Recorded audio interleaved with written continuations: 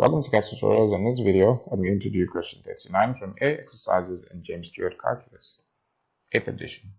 So now, question 39 gives you the relationship between degrees Celsius and Fahrenheit.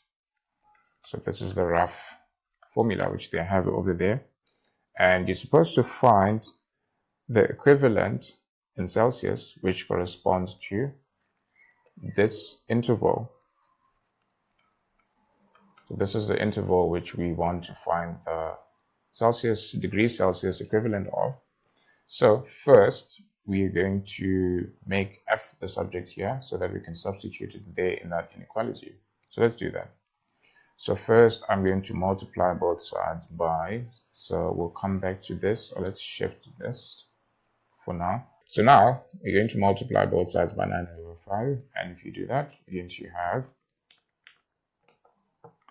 9/5 multiplied by c equals f minus 32. Then you're going to take the 32 to this side, which means f is 9/5 c plus 32. So you now made the Fahrenheit measurement our subject. So it's now a function of the value in degrees Celsius. So you can use this in this inequality to answer the question.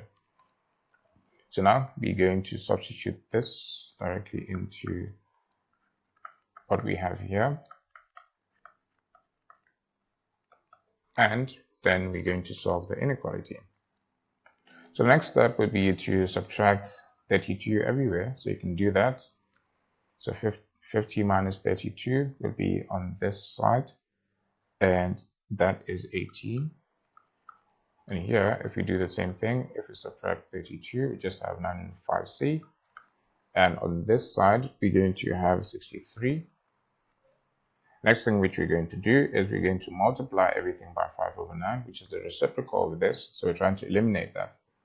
So if you do that, then the result would be 10 on this side. And here, we're just going to have c. And on this side, you're going to have 35.